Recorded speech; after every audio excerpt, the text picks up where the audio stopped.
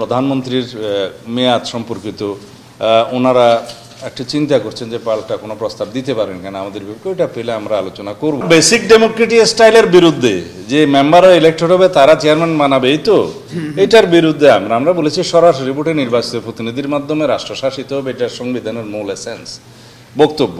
নির্বাচন ব্যবস্থা সংস্কার কমিশনের রিপোর্টে আমরা বিস্তারিত রিপোর্টে 243টি সুপারিশ পেয়েছি। এই 243টি সুপারিশের মধ্যে সরাসরি আমরা 141টি সুপারিশের সাথে একমত, 14টা সুপারিশে আংশিক একমত, 64টি সুপারিশে মন্তব্য সহ ভিন্নমত, অন্যান্য মতামত, আর 24টা সুপারিশে কেবল আমরা একমত হইনি। এই বিষয়ে আমরা আমাদের বিস্তারিত আলোচনার মধ্যে আমরা তুলে ধরেছি। আপনাদেরকে এই পৃষ্ঠাটা চাইলে আমি পড়ে দিতে পারবো, আর যদি বিস্তারিত আলাপ করে নির্বাচন সংস্কার সংক্রান্ত আপনারা প্রশ্ন করলে আমি তখন জবাব দিলে খুব সম্ভবত এটাই সুবিধা হবে। এখন আসি বিচার বিভাগ সংস্কার সংক্রান্ত এবং দুদক সংক্রান্ত। দুদকের ক্ষেত্রে আপনারা জানেন যে আমরা বিস্তারিত রিপোর্টে যাইনি। দুদক সংক্রান্ত সংস্কার কমিশনের যে রিপোর্ট, সেই রিপোর্টে খুব সম্ভবত 19টা কি 20টা প্রস্তাব ছিল। তার মধ্যে আমরা সরাসরি 11টার মতো প্রস্তাবে একমত, বাকি 7টা কি 8টা প্রস্তাবের বিষয়ে আমরা নীতিগতভাবে একমত বলে আমরা কিছু মন্তব্য তার মধ্যে দিয়েছিলাম। এগুলো নিয়ে আজকে বিস্তারিত আলোচনা করেছি। ওই নীতিগত একমতের ব্যাপারে সংস্কার কমিশনের যিনি ওই সংক্রান্ত সংশ্লিষ্ট সদস্য আছেন ইফতেখারুজ্জামান সাহেব, তো ওনার সাথে আমরা বিস্তারিত আলোচনা করে মোটামুটি ওনারাও একমত যে নীতিগত সিদ্ধান্তের ব্যাপারে যে আরও কিছু কিছু বিষয় এখানে আছে পরিষ্কার করতে হবে, ওনাদের কাজ করতে হবে, আইন সংস্কারের বিষয় আছে, পর্যালোচনার বিষয় আছে, পরবর্তীতে আইন প্রণয়নের বিষয় আছে, কোনোটার সাথে আমরা দ্বিমত করিনি, নীতিগতভাবে একমত করছি। শুধু একটি বিষয়ে দুর্নীতি দমন কমিশনের রিপোর্টের মধ্যে 20টা সুপারিশের মধ্যে শুধু একটি সুপারিশে আমরা একটু ভিন্নমত বা একমত নই বলে আমরা মন্তব্য করেছি। তার কারণ হলো আয়কর আইনের একটা সংশ্লিষ্ট ধারা আছে, সেই ধারাটা সংশোধনের বিষয়ে এখানে কথা আছে। তা আমরা বলেছি যে এই ধারাটা এখনই যদি আমরা পরিবর্তন না করি, যদি আদালতের মাধ্যমে যেভাবে রিপোর্ট চাওয়া হচ্ছে এনবিআর এর কাছে সেইভাবেই যদি থাকি তাহলে আপাতত ভালো, আর না হলে একটা ফ্লাড গেট ওপেন হওয়ার মতো হবে। সেটা শুধু একটা আইন সংশোধনের ব্যাপার। যদি এটা আরও পর্যালোচনার মাধ্যমে আইনটা যদি এখনই সংশোধনের প্রয়োজন হয় সেই বিষয়ে ওনারা চিন্তা করবেন। আমরা বলেছি এই বিষয়ে আপনারা একটু আরও চিন্তা ভাবনা করে দেখেন। তার মানে দুর্নীতি দমন কমিশনকে আমরা সর্বোচ্চ কার্যকর দেখতে চাই। সেই জন্য আমরা দুর্নীতি দমন কমিশন সংক্রান্ত যে 20টা রিপোর্ট আছে তার মধ্যে কেবল একটা রিপোর্টে একটু আপত্তি দিয়েছি। সেইটাও আমার মনে হয় আলাপ আলোচনার মধ্যে দিয়ে, আইন সংশোধনের মধ্যে দিয়ে যদি যখন করা সম্ভব হলে পূর্ণাঙ্গভাবে রিপোর্ট আপনারা বলতে পারবেন 100% একমত, এবং দেশে দুর্নীতি দমন কমিশন নিরপেক্ষভাবে কার্যকরভাবে কাজ করুক এবং সেই সেবা জাতিভাগ সেটা আমরা চাই। এখন বিচার বিভাগ সংক্রান্ত সংস্কার কমিশনের যে রিপোর্ট, ওইখানে সংবিধানের মধ্যে যে অংশটা বিচার বিভাগের ভাগ আছে সেই ভাগে তো আপনাদের সাথে আলাপ হয়েছে সংবিধানের অংশে সংস্কার কমিশনে। এর বাইরেও বিচার বিভাগ সংস্কার কমিশন কর্তৃক একটা বিস্তারিত প্রতিবেদন দেওয়া হয়েছিল, যেখানে সংবিধানের অংশ বাদেও আরও বিভিন্ন আইন কানুনের প্রশ্নে তাদের বিভিন্ন রকমের সংস্কার প্রস্তাব আছে।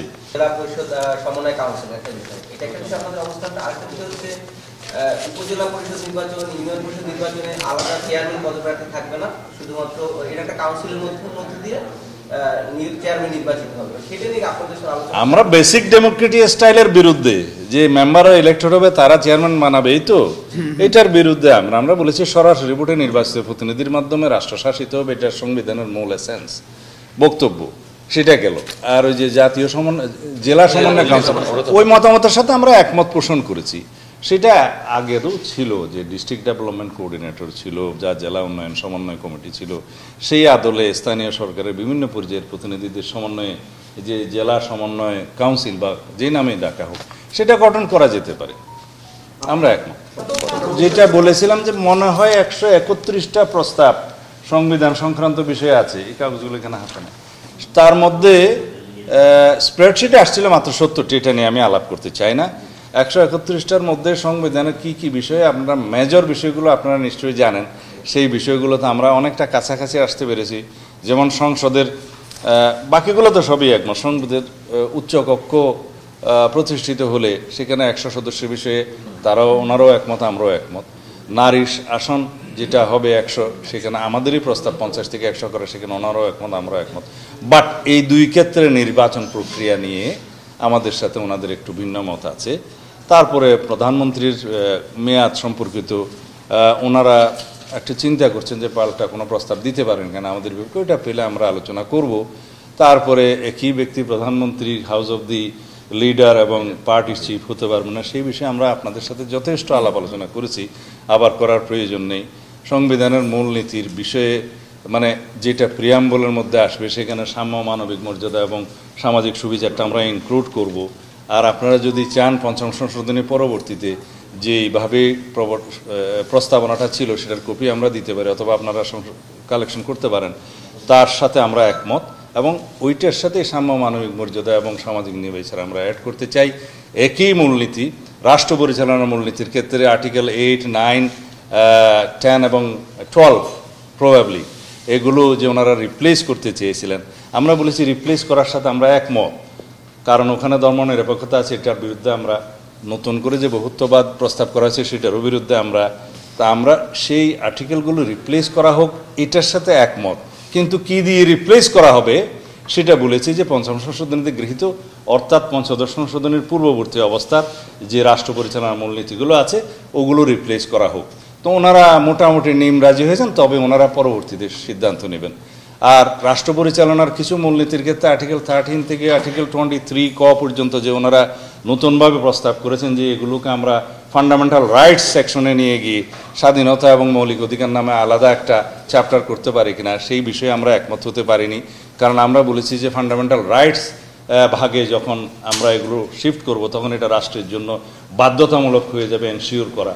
তো আপনারা সবাই জানেন যে রাষ্ট্রের জন্য কিছু জিনিস এনশিওর করতে হয়, সেটা হচ্ছে যে স্টেট, এটা ফান্ডামেন্টাল রাইটসগুলো, এগুলো fundamental rights must be ensured by the state, এটা হচ্ছে প্রিন্সিপাল। সেই জায়গায় যদি আমরা ফান্ডামেন্টাল রাইটসের সংখ্যা বৃদ্ধি করি, সেটা চিন্তা ভাবনা করে করতে হবে।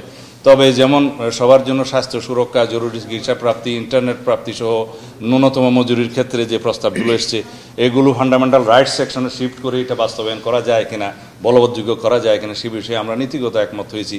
তবে সেই প্রস্তাবগুলো ওনাদের কাছ থেকে আবার রিভাইসড এবং রিফাইন আকারে আসলে সেটা আমরা দেখে আমরা তারপর আবার প্রস্তাব দেব। এখন অন্যান্য বিষয়ের ক্ষেত্রে আর্টিকেল 48, 56 এবং আইনসভার ক্ষেত্রে 65 বা 66 আর সুপ্রিম জুডিশিয়াল কাউন্সিল, এগুলো সম্পর্কে আমরা প্রায় একমত হয়েছি। তত্ত্বাবধায়ক সরকার গঠন প্রক্রিয়ার সাথে এটা একটা বড় প্রশ্ন যে পূর্বের মতো তত্ত্বাবধায়ক সরকার কি জুডিশিয়ারিকে অপশন রেখে, চিফ জাস্টিস সহ অ্যাপিলেট ডিভিশন অপশন রেখে থাকবে, নাকি এইটার কোনো বিকল্প চিন্তা করা যায়, সেই বিষয়ে ওনাদেরকে বলেছি আপনারাও আমাদেরকে প্রস্তাব দেন, আমরাও পরীক্ষা করে দেখি যে এইটার বিকল্প কোনো প্রস্তাব সাজানো যায় কিনা। যেটা 13 অ্যামেন্ডমেন্ট যেটা বাতিলের রায় জাস্টিস খায়রুল হক সাহেব দিয়েছিলেন, ওইখানে যদিও আমরা এটা মানি না এবং এটা রিভিউতে আছে, ওখানে একটা অবজারভেশন ছিল যে জুডিশিয়ারিকে, চিফ জাস্টিস এবং অ্যাপিলেট ডিভিশনের জাস্টিসদেরকে এক্সক্লুড করে পার্লামেন্ট চাইলে সেটা অ্যামেন্ডমেন্ট করতে পারে। তো এখন আপনারা বলবেন যে ওনার জাজমেন্টে আপনি মানেন না, তাহলে পরে ওনাকে কোট করলেন কেন? এগেইন আবার বলি, ওনার জাজমেন্টে অনেক কিছু দেওয়া হয়েছিল শর্ট ভার্ডিক্টে, যেটা পূর্ণাঙ্গ ভার্ডিক্টে দেওয়া হয়নি। বলা হয়েছিল যে পরবর্তী 2টা নির্বাচন পার্লামেন্ট চাইলে এই পদ্ধতি করতে পারে, সেখানে ওনারা উল্লেখ করেছিলেন যে ডক্ট্রিন অফ নেসেসিটি অ্যান্ড বলেছে safety of the state and safety of the people is the supreme law, এই কোডগুলো বলেছে। আমি ওনার শর্ট ভার্ডিক্টটা মুখস্থ করে বলতেছি। তো এই 3টা উল্লেখ করেই ওনারা বলছিলেন যে safety of the people, safety of the state is the supreme law, এটা ওনার ভার্ডিক্ট। এবং ডক্ট্রিন অফ নেসেসিটি বলছে যে নেসেসিটি ক্রিয়েটস ল, উনি বলছেন সেই হিসাবে এই কেয়ারটেকার গভর্নমেন্ট আরও 2বার করা যায় কিনা। কিন্তু পরবর্তী সেই সময়ে ফ্যাসিস্ট গভর্নমেন্ট এটা মানে নাই, ওনার ফুল ভার্ডিক্ট আরও 16 মাস পরে দিয়েছে, সেটাও অন্যায় হয়েছে। এবং ভার্ডিক্ট আসার আগে, শর্ট ভার্ডিক্টের পরে 5 মাস পরে 2011 সালে জুন মাস ওনারা একটা 15 অ্যামেন্ডমেন্ট করলেন, যেটা এখন উড়িয়ে দেওয়া হয়েছে। খোদা হাফেজ।